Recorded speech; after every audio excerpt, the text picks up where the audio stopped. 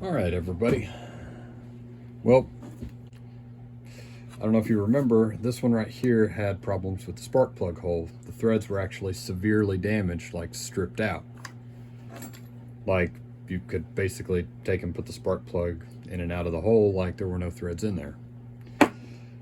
Well, I did a thread repair on this one and it seems to be having some issues. I've got a pretty bad air leak from the spark plug hole. So what I'm going to do is I'm going to pull this thing down. I'm not going to film the entirety of it and show you basically me putting a new cylinder on top. I'll check back after I get down to where it'd be beneficial to show you some of it. All right, well, I'm down to about this point. I've got the muffler off, top cover, and the carburetor out. I'm going to show you one of the reasons I really like these Pro Saws, because of how quickly you can swap out a cylinder. Yeah, I need to tweak that up a little bit as well, but real quick, this is kind of what she's been doing. See if I can get this on camera pretty well and turn the light away a little bit.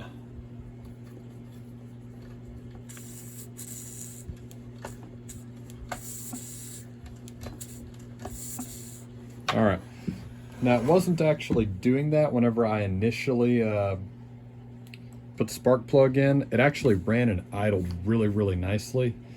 And then after I went to test cut with it, I had a 25-inch 3/8 full house. What I had was a handful of knots that were about, I'd say 16 inches. You couldn't split them, so I was using saws to cut them down, and I was doing test cuts with some of the saws I've rebuilt.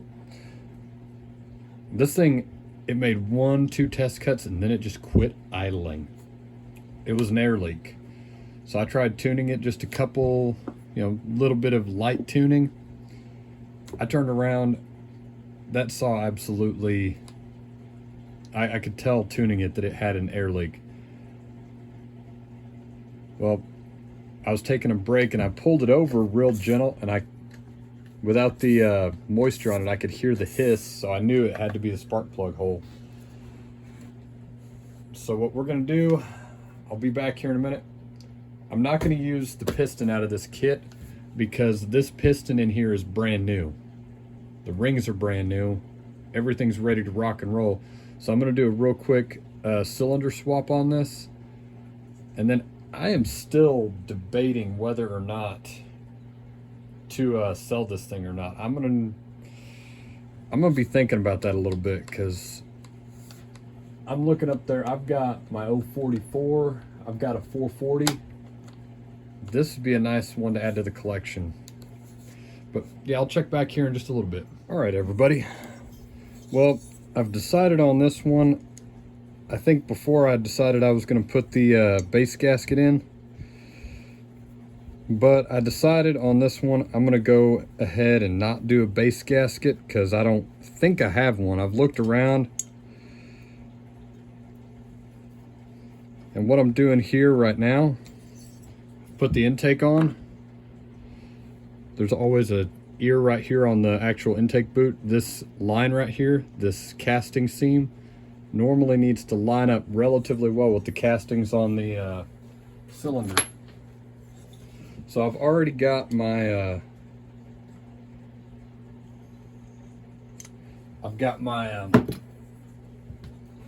Durco on the crankcase. I cleaned it off with my fingers already.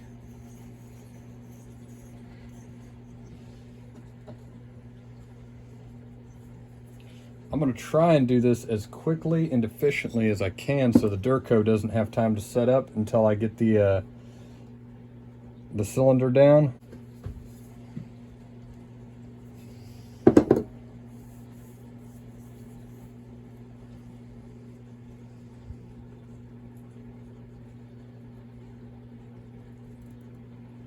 All right, there's that.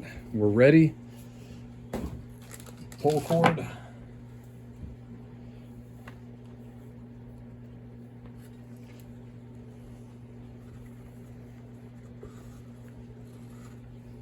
All right, you'll see what that's for here in just a minute. All right.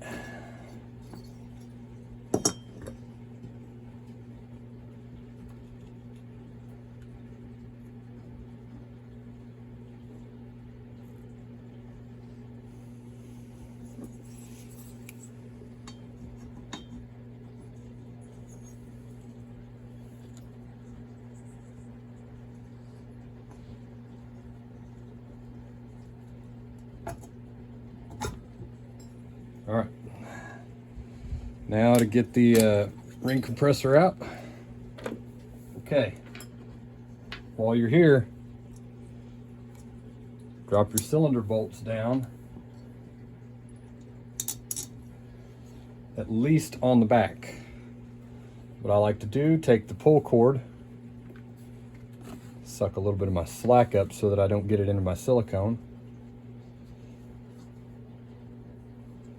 Loop your pull cord around your intake boot. Make sure you're not snagged on anything, because that'll be less than ideal. Now I got to get it into position, so I'm going to start rotating my crank around. All right. Now what I'm doing here is I'm not tightening it. I'm trying to start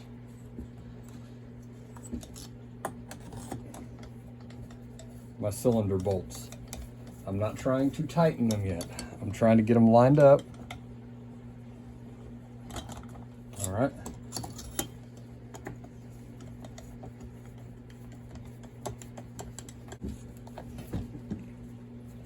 Flip this around.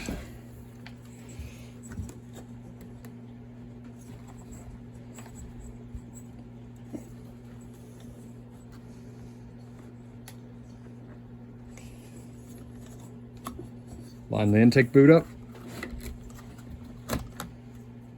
Intake boot is through the handle. Snug. All right. I will check back here in just a minute. All right. I've got my cylinder bolted down completely. I've got the decomp in. I'm going to put the muffler on, and then I'll check back after that, and we'll see what else I need to do. Hopefully we'll have a good run saw again. All right, well, I'm back. Make sure you frame good. All right, got the muffler on, cover on, carburetor in.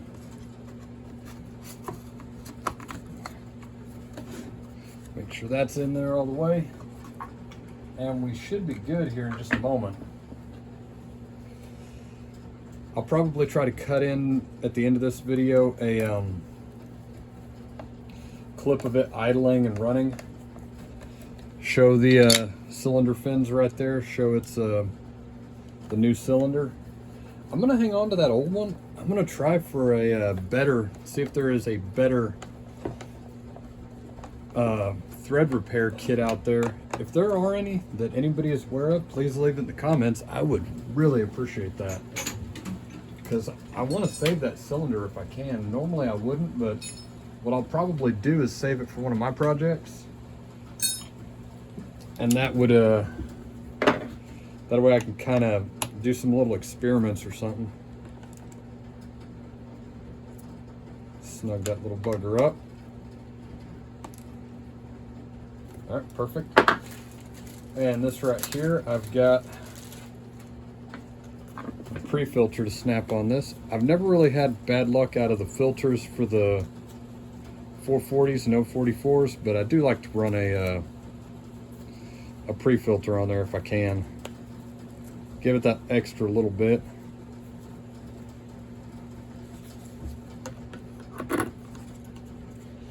All right, and now one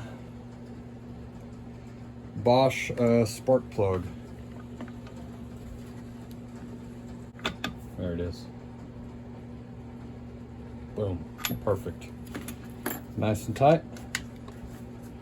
Spark plug wire, and I know the covers on this don't make it look like the prettiest thing ever, but I'm going to say that as far as I got with it, it was cutting really well. Right up until it blew the spark plug out a little bit. It looks kind of ugly, but it's a good work saw. I know the previous videos showed brand new crank bearing, seals, gasket. Now it's got a new cylinder. I'm going to save that old cylinder and the new piston, It's got a new piston, rings, and she's running pretty good. I'll see if I can find the seal for that right there, and we should be good. I'll cut in a video at the end of it idling. Take it easy. Bye.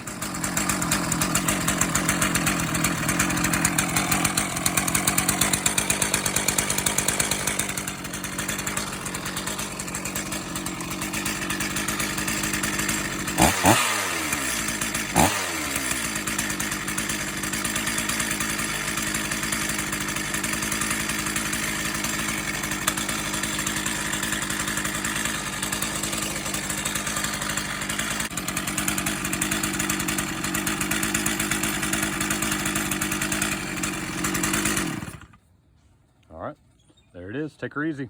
Bye.